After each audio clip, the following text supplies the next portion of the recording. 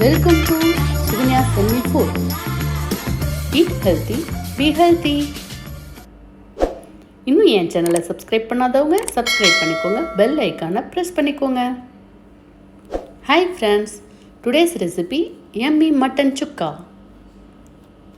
Hotel ஸ்டைலில் டேஸ்டியாகவும் ஸ்பைஸியாகவும் எப்படி செய்யலாங்கிறத பார்ப்போம். ரொம்ப ஈஸியான குயிக்காக செய்கிற ரெசிபி. நான் மட்டன் சால்னா ரெடி பண்ணி அதில் இருக்கிற பீசஸ் தான் எடுத்து போட போகிறேன். இப்போ கடாயில் ஒரு குழிக்கரண்டி அளவுக்கு நல்லெண்ணெய் ஆட் பண்ணிக்கோங்க. இஞ்சி பூண்டு விழுது 1 டேபிள் ஸ்பூன், சின்ன வெங்காயம் விழுது 1 டேபிள் ஸ்பூன், பச்சை மிளகாய் 1 நீல வாக்கில் நறுக்குனது, கருவேப்பிலை 1 கொத்து, பிரிஞ்சி இலை பட்டை லவங்கம் வேணும்னா ஆட் பண்ணிக்கோங்க. நான் பிரிஞ்சி இலை மட்டும் ஆட் பண்ண போகிறேன். எண்ணெய் நல்லா காஞ்சிருச்சு. இந்த மசாலா எல்லாத்தையும் நல்லா மிக்ஸ் பண்ணிக்கணும். இந்த சின்ன வெங்காயம் பேஸ்ட் எப்படி செய்யணுங்கிறது மட்டன் சால்னா ரெசிப்பியில் சொல்லியிருக்கேன். இப்போது இது எல்லாமே நல்லா வதக்கிக்கலாம். ஆல்ரெடி மட்டன் சால்னாவில் மட்டன் பீசஸ் எல்லாமே வெந்துருச்சு. ஜஸ்ட் நம்ம சாத்தே பண்ண போகிறோம், அவ்வளோதான். இதுக்கு இன்னும் ஸ்பைசி ஆட் பண்ண போகிறோம். அதனால் வரமிளகாத்தூள், நம்ம வீட்டுத்தூள் தேவையில்லை, வரமிளகாத்தூள் மட்டும் நம்ம காரத்துக்கு ஆட் பண்ணிக்கலாம். இப்போது இந்த விழுது எல்லாமே ராஸ் ஃப்ளேவர் போகிற வரைக்கும் நல்லா வதங்கட்டும்.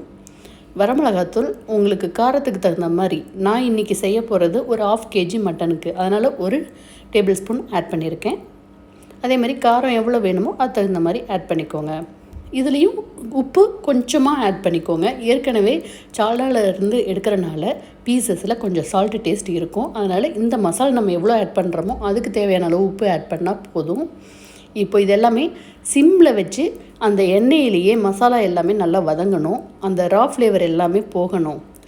அதிகமாக வச்சிட்டிங்கன்னா அதனால் உங்களுக்கு இந்த மசாலா தீஞ்சிரும். அதனால் லோ ஃப்ளேமில் வச்சுக்கோங்க. சில பேர் வெங்காயம் பீசஸ் பொடியாக நறுக்கி ஆட் பண்ணிப்பாங்க. நான் கொஞ்சம் ட்ரையாக செய்ய போகிறனால பேஸ்ட்டாக இருக்கிறத மட்டும் ஆட் பண்ணியிருக்கேன். இப்போது மட்டன் சால்னாவில் வெந்த மட்டன் பீசஸை ஆட் பண்ணிக்கலாம்.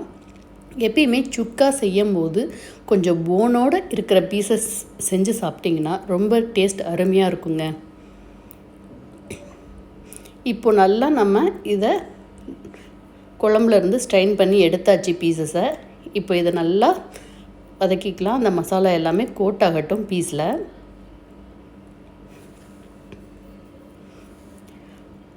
ஆல்ரெடி சால்னாவில் பார்த்திங்கனாவே வரமிளகா, பச்சை மிளகா, பட்டை லவங்கம், பிரிஞ்சி எல்லாமே மிக்ஸ் பண்ணியிருப்போம். அதனால தான் எக்ஸ்ட்ரா ஸ்பைசஸ் எதுவுமே ஆட் பண்ணலை.